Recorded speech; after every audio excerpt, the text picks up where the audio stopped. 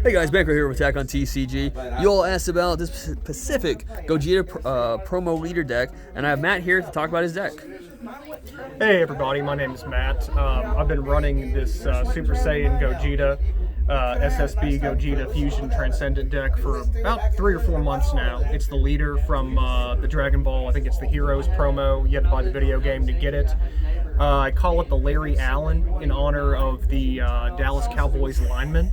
The idea is that he would come up to the line and just go choo choo, letting you know exactly where Emmitt Smith was going to run, but it still worked.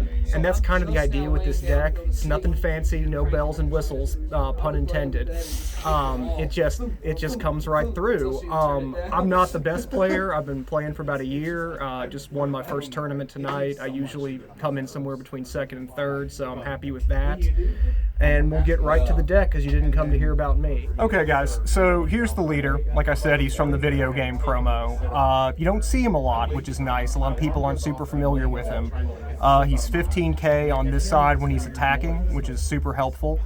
And he awakens at 5, which is also super helpful. One nice little trick you can do with him is initiate your swing before you've awoken, then awaken during your combo phase. So you've got your plus 5,000 on this side, swing over, he's now 15 plus 5, 20,000 double strike, which is a hell of a surprise to combo, or to awaken with. So the deck is relatively straightforward fusion. We have 4 1-drop Gokus, 4 1-drop Vegetas. You know, search top 3 for a Goku or a Veku, search top 3 for a Vegeta or a Veku. 2 2-drop Gokus, 3 2-drop Vegetas. Then we've got 3 3-drop Vegetas and 2 3-drop Gokus. Now, one of the nice things about this deck is you can be super aggro, but still really neg people.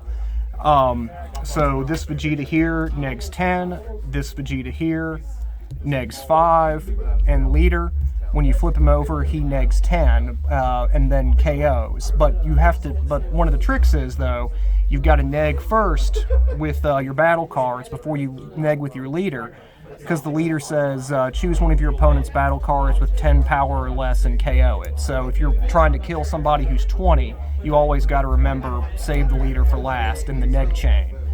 So this is just the chum. Everybody knows how you fuse them together to get where you need to be. So I'm just going to move these kind of out of the way to get to some of the more interesting cards.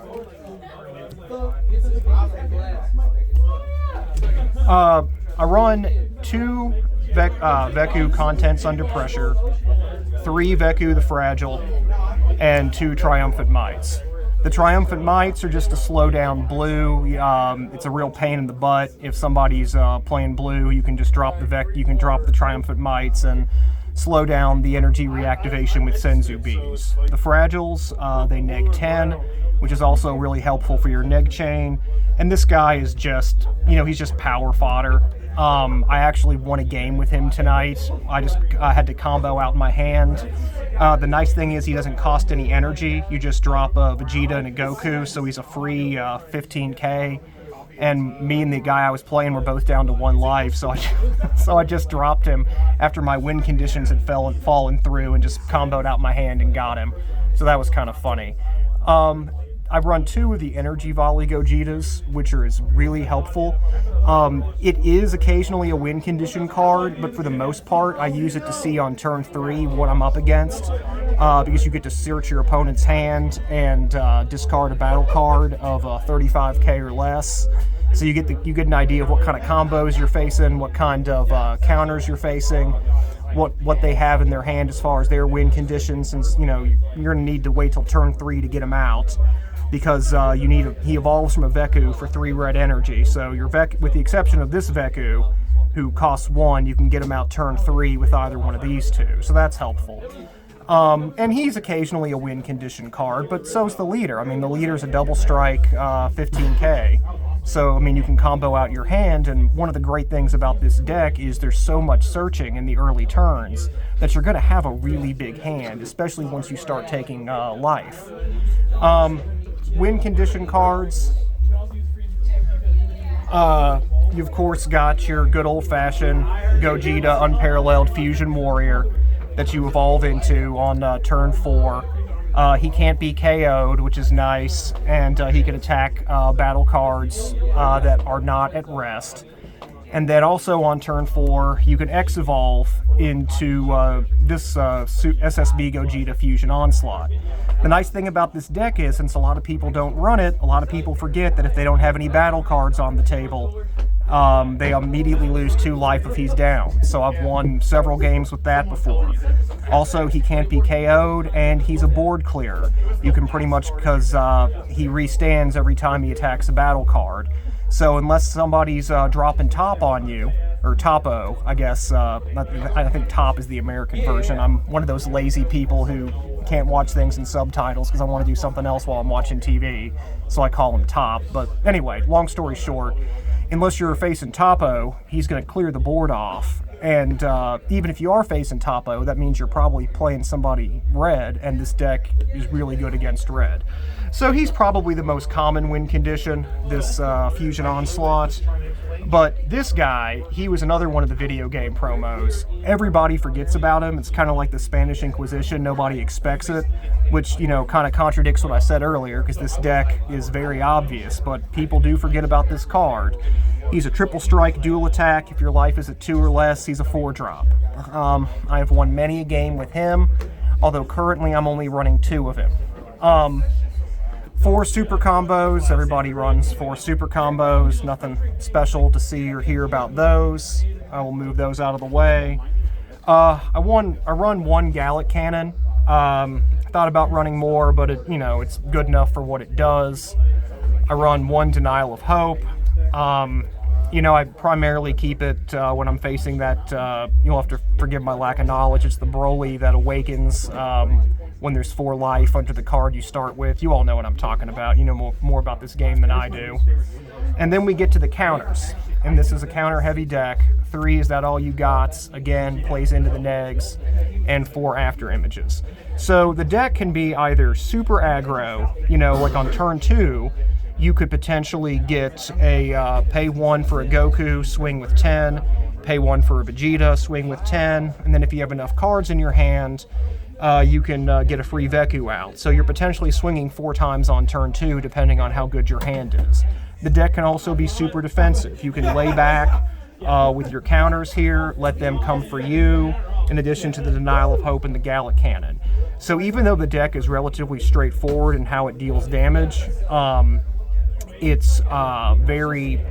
can be defensive when it needs to be. Especially, and one of the best things about it is the double strike lead that awakens at 5. I mean, probably in all likelihood, I win more games with my lead just comboing out my hand than I do with my, quote unquote win condition card, this 8-drop Gogeta, or this 8-drop Gogeta. So that's the deck. We'll get to the side deck here. The side deck, I should probably run some topos in it. I'm currently not. And my reasoning is I don't like to leave more than 1 energy after my turn at any given time, because it is a very aggro deck. So unless I'm specifically, planning to use Denial of Hope, I'll usually only have the 1 energy, which I'll typically use for the Is That All You've Got, and then hopefully I've got enough sparkling that I can just use the after image, take the life into hand, stop the attack. So that's why I'm not running the topo. I don't like paying 2 for the counter, even though he does he is brutal, late in the game. Side deck, another Is That All You've Got, so that would put you at 4 potentially. Another Denial of Hope.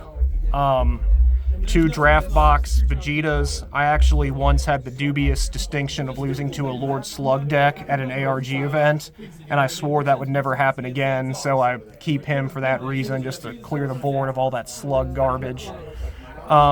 2 more video game promo Gogetas. If I feel like I'm going to be down to 2 life after game 1 in a best of 3, I add him in.